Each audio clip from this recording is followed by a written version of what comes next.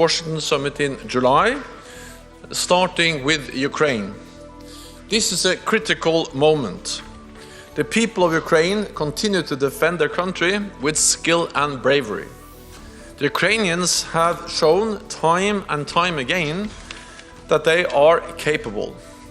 Ukraine has recaptured half of the territory that Russia initially seized. In the Black Sea, Ukraine has pushed back the Russian fleet, enabling the continued export of grain to world markets. The Ukrainians are not running out of courage, they are running out of ammunition. We need to step up now to ensure our support is built to last. So in our meeting today, we discussed how to put our support on a firmer and more enduring basis for the future. All allies agree on the need to support Ukraine in this critical moment. There is a unity of purpose. Today, allies have agreed to move forward with planning for a greater NATO role in coordinating security assistance and training. The details will take shape in the weeks to come. But make no mistake, Ukraine can rely on NATO support now and for a long haul. Tomorrow we'll meet with Minister Kuleba in the NATO-Ukraine Council. Together we will discuss Ukraine's current and longer-term needs. Today, ministers also address security challenges in our southern neighborhood, including the enduring threat of terrorism. Last October, I appointed an independent group of experts to review NATO's approach to our southern neighbors. Ministers have discussed the group's findings, and heads of state and government will consider concrete proposals at the summit in Washington. Tomorrow, I will chair a meeting of foreign ministers with our Indo-Pacific partners, Japan, the Republic of Korea, Australia and New Zealand, together with the European Union. We will discuss how to enhance our practical cooperation as well as the global implications of the war against Ukraine. Russia is receiving support for its war of aggression from China, North Korea and Iran. As authoritarian powers increasing in line, it is important that like-minded nations around the world stand together to defend a global order ruled by law, not by force. Tomorrow marks NATO's 75th anniversary. As we face a more dangerous world, the bond between Europe and North America has never been more important. As we prepare for an historic summit in Washington, NATO will continue to support Ukraine, we will continue to strengthen our alliance, and we will continue to work with our partners across the globe for peace and security. With that, I'm ready to take your questions. We'll start with Radio Free Europe, please.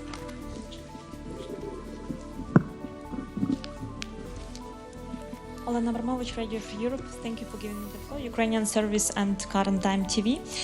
I have a question regarding this proposal of long-term support for Ukraine, especially this $100 billion for 5 years. Have you discussed it already with the partners, and what was their reaction? And do you think that this amount of 100 billion is the one you are going to reach? Thank you. As again, I cannot go into the details of the proposals. I have seen that you have been extensively briefed, but not by me, and I will not share the details because we are now in the process of developing a more robust and enduring institutionalized framework for support to Ukraine.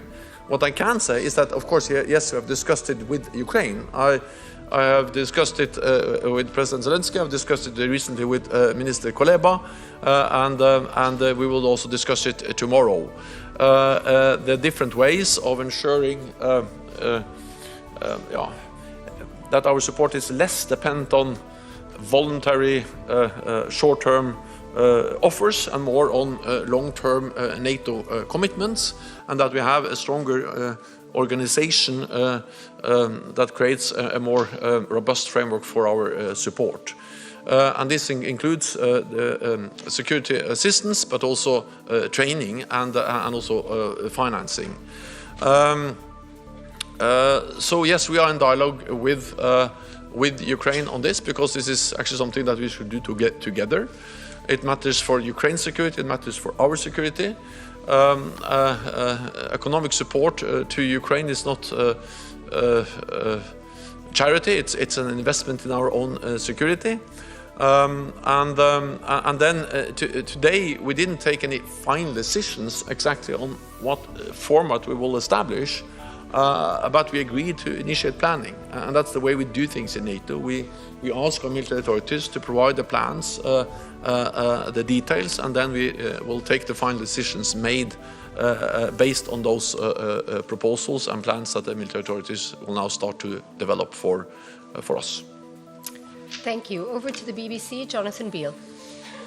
Thank you very much, Secretary General.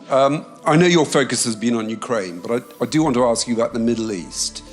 I know Lord Cameron wanted to raise what's happened in Gaza. I mean, can you give us your reaction to the killing of a number of aid workers in what appears to be an Israeli airstrike, the humanitarian crisis that exists there? And are you worried that a NATO member seems willing and able to provide ammunition and weapons to Israel, but seems unable to do the same for Ukraine?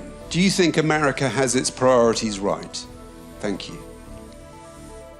So what we see now in Gaza is a humanitarian catastrophe. We see suffering, we see that civilians are killed, and we also saw the strike against aid workers, and I condemn the strike. I also welcome the fact that Israel has made clear that they will investigate what happened. It demonstrates that the war which is now going on has very serious consequences for innocent people, the people living in Gaza, but also aid workers.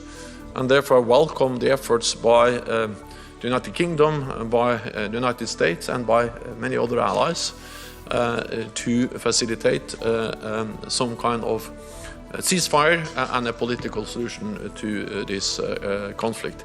NATO as an alliance does not play a direct role, but I welcome the efforts of NATO allies. Every day of delay in a decision in the United States on providing more support to Ukraine has consequences on the battlefield. That's one of the reasons why the Ukrainians now have to ration ammunition and why they are struggling to keep up with the Russians, who are now able to outgun them with more weapons and more ammunition than the Ukrainians have. So we have a responsibility as NATO allies to take the decisions and to ensure that Ukrainians get the ammunition they must have to be able to continue to push back the Russian invaders. So it is urgent that the United States make a decision and that the US Congress actually is able to turn the majority in the US public, but also in the US Congress, into a concrete decision. Because every time I meet representatives from the US Congress, I met many of them over the last weeks, they assure me that there is a majority in the US and also in the US Congress for support. But so far they haven't been able to turn that majority into a decision, and that's exactly what we all now are waiting for, and it is urgent. Thank you. Thomas from FATS. Thanks a lot. Thomas Kutschka, Frankfurter Allgemeine Zeitung. Secretary General, on the ammunition question, we've heard from the Czech foreign minister today that they still lack funding for their initiative to provide Ukraine on a short-term basis with 155 artillery ammunition. Have there been any signals today in the room that allies are willing to step up their short-term commitments, or have there been concrete commitments towards that? And a second question, President Zelensky last week has warned that if they don't get US support, they might have to retreat. How big do you assess the risk of a Russian breakthrough in the next months? Thank you. Support from NATO allies and support from the United States to Ukraine is something which benefits our own security interests. It is therefore in the security interest of the United States to make a decision and provide Ukraine with ammunition. Because by allocating a fraction of our defense budgets, we have enabled the Ukrainians to destroy significant parts of the Russian combat capability without putting any NATO soldier or any US soldier in harm's way. So this is really something that is in our interest to continue to do. And not only continue to do, but to do more, to step up, and to ensure that we do it in a predictable, robust way for the long haul. That's exactly also why we are now discussing how can we establish a more robust and institutional NATO framework around this support to make it more predictable, more long-term, and also to ensure fair burden sharing.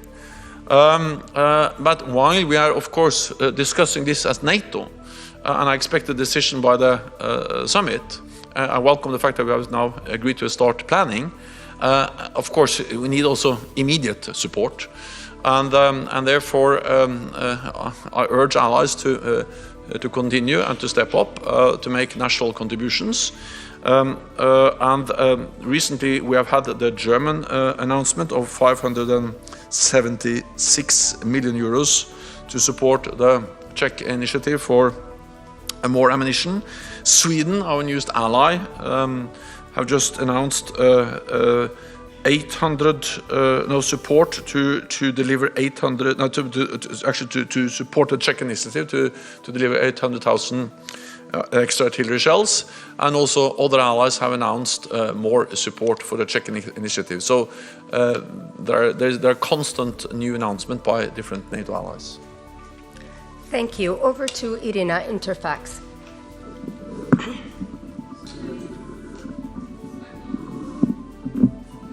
I'll get you.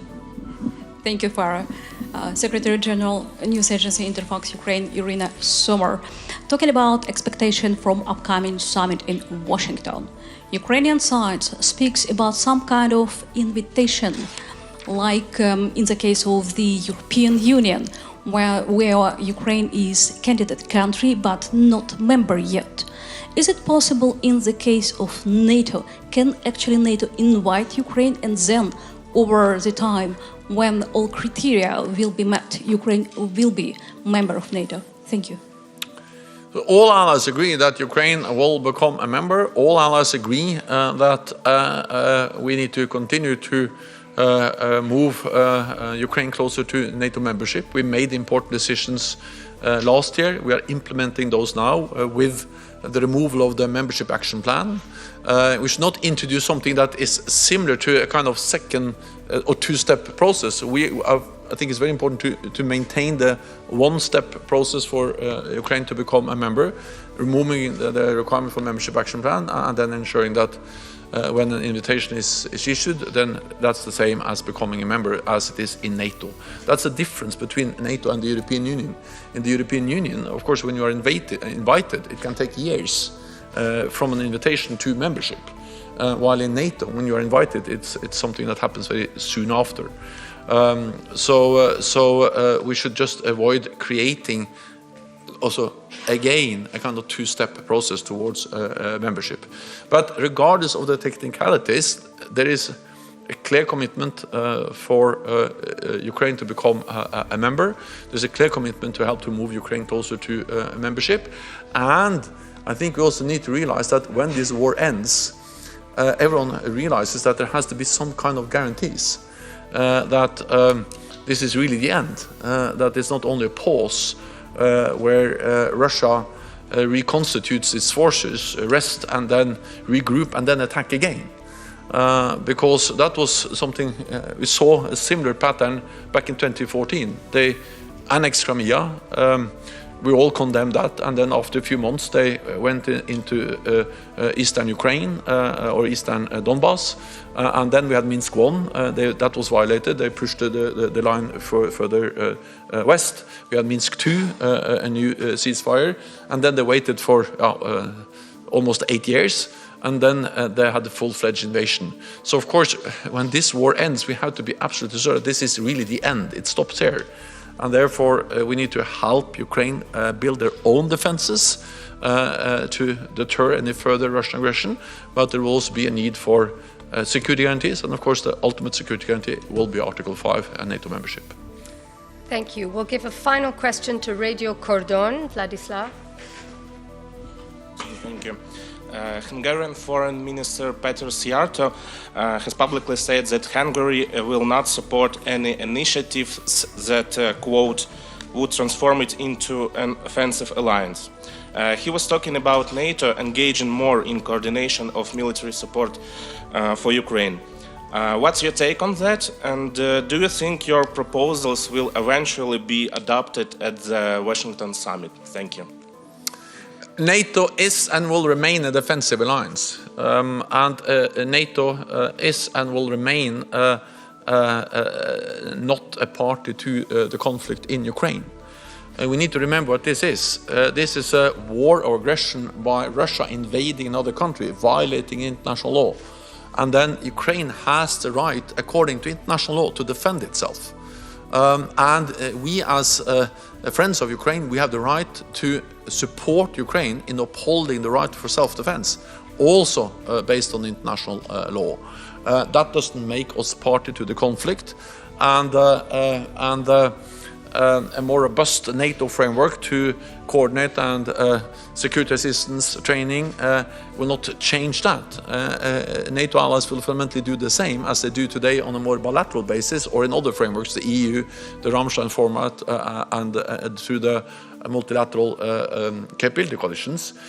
So by creating a stronger NATO framework, what we will ensure is more transparency, more burden sharing, more predictability, and a more robust commitment, which is important to help the Ukrainians to plan, but also send a message to President Putin that he cannot outweigh us on the battlefield. He has to sit down and negotiate some kind of agreement where Ukraine prevails as a sovereign independent nation. So the paradox is that if you want a peace, if you want an end to this war, the best way of achieving that is to ensure that Ukraine has the military strength to convince Putin that he cannot win on the battlefield. He has to sit down and negotiate.